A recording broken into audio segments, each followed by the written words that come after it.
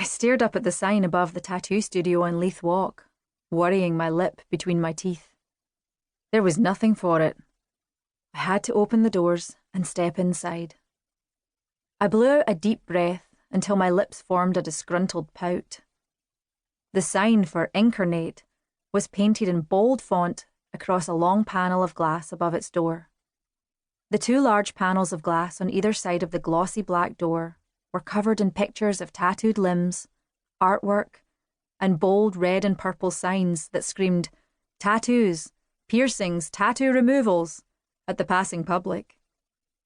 In the centre of the panel, farthest away from me, were two large white signs that proclaimed proudly, "Scotland's #1 tattoo studio," and "Multi-award winner." Even I, who had no tattoos to speak of, had heard of Incarnate. Okay, true, I'd dated quite a few blokes with tattoos, but that wasn't the reason I'd heard of Stu Motherwell's tattoo studio. I'd heard of it because his signs didn't lie, and he'd even been on television a few times over the past few years. Stu had owned Incarnate for about 30 years now. He was an extremely talented and ambitious artist, and was purported to only hire fantastic artists to work alongside him. You'd think I'd be absolutely over the moon to get an interview for the admin assistant/reception position they needed to fill. However, Incarnate embodied everything I was running from at the moment. Everything that was bad for me. I'd only applied for the job because admin jobs were scarce. Ironic that this should be the only application that had produced a response. What could I do, though?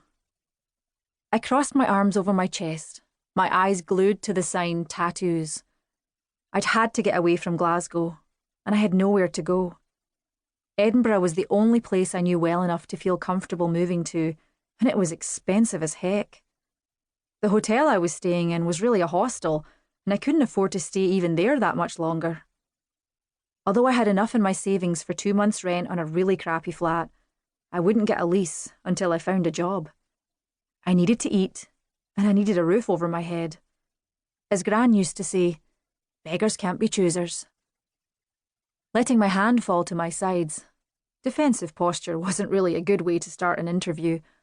I waited for a woman with her pram to pass by the studio before striding up to the door and pushing inside. An old-fashioned bell, at odds with the rest of the decor, jingled above the door as I entered.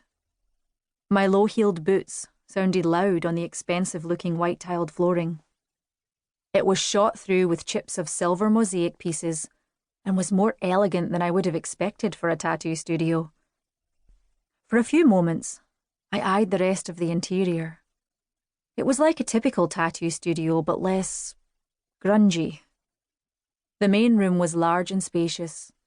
A small curved black marble counter sat to my left, and on it was a shiny iMac I would have given my eye teeth for.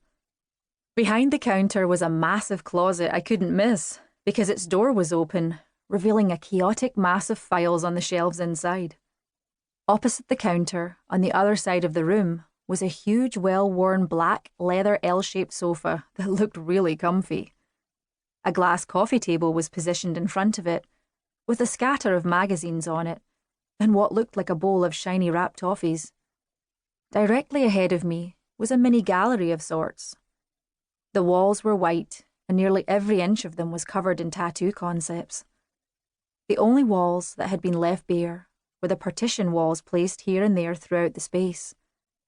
On them were television screens where indie and rock music played softly as a soundtrack to snapshots and video footage of the artists' portfolios. It was all about art here. But where were the artists? I stared around at the emptiness, my eyes eventually coming to a stop on a door near the back left-hand corner. I could hear the buzz of a tattoo needle. The workshops must be back there. Should I venture in?